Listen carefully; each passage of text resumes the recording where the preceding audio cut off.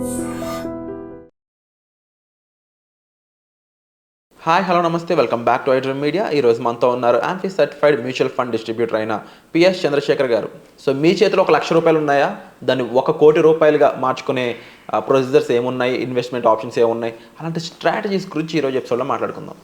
నమస్కారం సార్. నమస్తే అండి సార్, మనకి కొంతమంది ఆడియన్స్ మీ ప్రీవియస్ ఎపిసోడ్లో కొన్ని కామెంట్స్ పెట్టడం జరిగిందనమాట.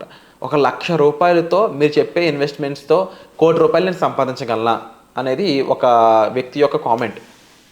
ఇది నేను క్వశ్చన్గా మిమ్మల్ని అడుగుతున్నాను, ఈజ్ ఇట్ పాసిబుల్? విరాట్ గారు మంచి క్వశ్చన్ అడిగారండి. ఇన్వెస్టర్ కూడా చాలా అంటే ₹1,00,000తోనే ₹1,00,00,000 సంపాదిద్దాం అనే ఒక ఆలోచన యాక్చువల్లీ రిమార్కబుల్. ఇది చూసుకుంటే సార్, ₹1,00,000తో ₹1,00,00,000 సంపాదించాలంటే ఫస్ట్ ఆయనకు కావాల్సింది సమయం. 10 years ఉండాలి. 10 years ఉంటే సహజం. లేదంటే మనకి ఆల్టర్నేటివ్ ఆప్షన్స్ కూడా చూద్దాం. అంటే ఇప్పుడు ₹1,00,000 కాకుండా ఏదంటో కొంత సంపాదిస్తుంటారు కదా, వాళ్ళు ఒక ఇన్వెస్ట్మెంట్స్ని కొంచెం ఇంక్రీజ్ చేయగలిస్తే అది ఎలాగా 1 crore కార్పస్ క్రియేట్ చేయగలమో ఒకసారి మాట్లాడుకుందాం సార్.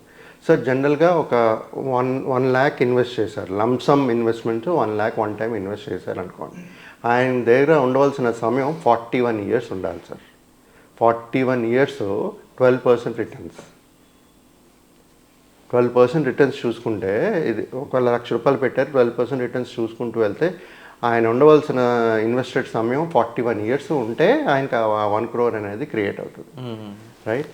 సో ఇప్పుడు సార్ ఈ 12% నుంచి కొంచెం మనం 13, 14, 15% తీసుకుంటే కొంచెం 10 years తగ్గొచ్చు. 41 నుంచి మేబీ 38, 5 years ఇటు అటు తగ్గించుకోవచ్చు. సెకండ్ ఆప్షన్ మాట్లాడుకుందాం సార్. 1,41 years ఇన్వెస్ట్ చేస్తే ఆయనకి 1 crore అనేది కనబడుతుంది. సో పాసిబిలిటీ ఉంది. రెండోది సార్, 1 lakh ఇన్వెస్ట్మెంట్ చేస్తారు. రైట్. ఒక చిన్న amount of SIP ₹2,000 per month కట్టమనండి. కట్టారనుకోండి సార్, ఆయన 41 years ఏదైతే మనం అనుకున్నామో 1 lakh ఇన్వెస్ట్ చేసి 41 years వదిలేస్తే ఆయనకు ₹1,00,00,000 కార్పస్ క్రియేట్ అవుతుంది. ఇప్పుడు మనం మాట్లాడుకునేది 1 lakh ఇన్వెస్ట్ చేస్తారు, 2,000 సిప్ స్టార్ట్ చేస్తారు. దాంతోపాటు ప్రతి ఒక్కరు చేయగలిసే స్ట్రాటజీ సార్ అది. ₹1,00,000 ఇన్వెస్ట్ చేసేస్తారు లంసమ్, ₹2,000 సిప్ స్టార్ట్ చేస్తారు. స్టార్ట్ చేసేటప్పుడు ఏమవుతుందంటే సార్, వాళ్ళు 10 year పీరియడ్ 41 years కదా, 41 నుంచి 25 years పడిపోతుంది. అంటే 25 yearsలోనే 12% రిటర్న్సే తీసుకుంటున్నాను నేను ఇక్కడ కూడా. 1 crore అనేది క్రియేట్ అయిపోతుంది. అర్థమవుతుందా సార్? Very simple concept. ₹1,00,000 ఒకేసారి పెడతారు, ₹2,000 సిప్ స్టార్ట్ చేస్తారు సైమల్టేనియస్గా. చేసేటప్పుడు వాళ్ళు 10 year పీరియడ్ 25 years ఉండాలి. 25 years ఉంటే చాలు, ఆ 1 crore కార్పస్ అనేది క్రియేట్ చేయగలుగుతారు. 12% రిటర్న్స్. ఇప్పుడు థర్డ్ స్ట్రాటజీ మాట్లాడదాం సార్. థర్డ్ స్ట్రాటజీ ఏంటంటే 1 lakh లంసమ్ చేస్తారు, 2,000 సిప్ ఉంటుంది సెకండ్ స్ట్రాటజీ లాగా. దీంతో 10% స్టెప్అప్ చేస్తారు. So 1 lakh plus 2,000 SIP plus 10% annual increase step up చేసుకుంటూ వెళ్తే 20 yearsలోనే 1 crore అనేది క్రియేట్ చేయగలుగుతారు 12% రిటర్న్స్తో. రైట్. ఇక్కడ చూడండి, మనం ఫస్ట్ 1 lakhతో ఫస్ట్ ఏమో 41 yearsలో without any SIP without step up 1 crore. Second strategy 1 lakh plus 2,000 SIP at 25 years 12% returns 1 crore corpus. 1 lakh lump sum plus 2,000 SIP 10% annual step up. Okay, 10% పెంచుకుంటారు. అక్కడ 10 years 20 years అయిపోయింది. 20 yearsలో మీరు 1 crore కార్పస్ అనేది కనబడుతుంది 12%.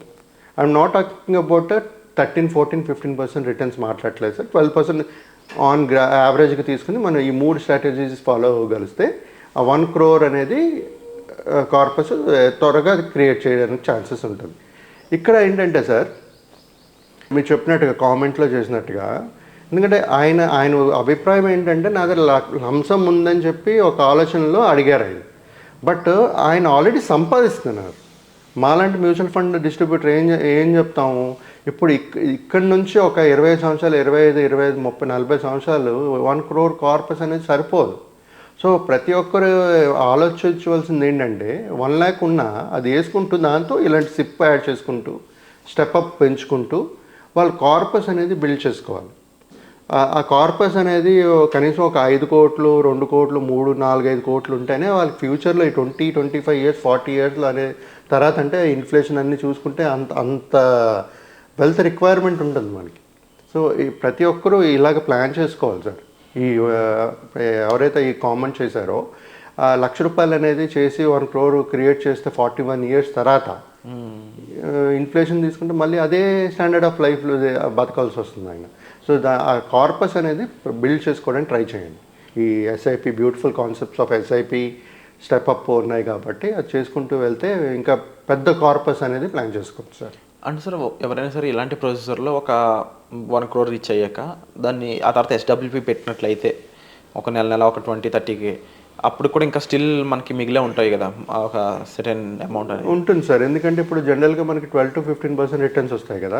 మన ఎస్డబ్ల్యూపీ అనేది depending on the requirement of the investor. అంటే ప్రతి నెల ఎంత కావాలో అనేది పెట్టుకుంటాం. లేకపోతే ఇన్ జనరల్ టర్మ్స్ 6+2% 8% ఎస్డబ్ల్యూపీ అనేది పెట్టుకున్నా ఇంకా వాళ్ళ ఫండ్ అనేది గ్రో అవుతుంటుంది. ఎందుకంటే మన 6-7-8% ఎడిషనల్ వస్తుంది రిటర్న్స్. సో 12-15 అనుకున్నప్పుడు ఒక 8 తీసేసిన ఇంకో 7%, రైట్? సో అది మీ వెల్త్ క్రియేట్ చేస్తూ ఉంటుంది. అండ్ చాలామందికి అంటే ఎన్నో రకాల ఏఎంసీస్ ఉన్నాయి. సో అందరికి అన్నీ సూట్ అవ్వవు. ఒక్కొక్కరి గోల్ ఒక్కొక్క రిక్వైర్మెంట్ ఒక్కొక్క ఫండ్ అనేది సజెస్ట్ చేస్తూ ఉండాలి. జనరల్ మీ దగ్గరకు వచ్చిన వాళ్ళకి మీరు మోస్ట్లీ సజెస్ట్ చేసే ఫండ్స్ అనేవి ఏ విధంగా ఏ బేసిస్ మీద మీరు ఫండ్ని సజెస్ట్ చేస్తారు? ఇప్పుడు విరాట్గా దీంట్లో ఏంటంటే నిన్న నాకు ఒక కస్టమరు మెసేజ్ పెట్టారు సార్. ఏమన్నారంటే I wanted to invest in index funds, can you suggest me? అంటే అంటే నేనెవరో తెలియదు, ఆయన ఎవరో తెలియదు, ఆయన బ్యాక్గ్రౌండ్ ఏదో తెలియదు. How can I suggest him? I should understand. అంటే ఎందుకు అసలు ఇండెక్స్ ఫండ్స్ అనేది? ఇప్పుడు మీరు చూసుకుంటే డైరెక్ట్ ఇండెక్స్ ఫండ్స్ అడిగారు, సజెషన్స్ అడుగుతున్నారు. I don't know the person, ఏం చేస్తున్నారో ఏం చేస్తున్నారో తెలీదు. ఎలా చెప్పగలుగుతాను నేను? మాట్లాడితే కదా తెలిసేది. So I told him to call me. So మాట్లాడేటప్పుడు తెలుస్తుంది వాళ్ళ రిస్క్ అపెటైట్ ఏంటి, టెన్యూర్ ఎంత ఉంది, ఏముంది అని దాన్ని బట్టి చెప్పగలుగుతాం. ఇప్పుడు ఇండెక్స్ ఫండ్స్ ప్రతిదీ పాజిటివ్ రిటర్న్స్ ఇస్తున్నా లేవు. మీరు లాస్ట్ 9 months 10 months చూసుకొని చాలా నెగిటివ్ రిటర్న్స్ ఇచ్చే ఇండెక్స్ ఫండ్స్ ఉన్నాయి. సో వాళ్ళు ఏమనుకుంటున్నారంటే ఒకసారి ఇచ్చింది అలాగే ఇస్తాయి.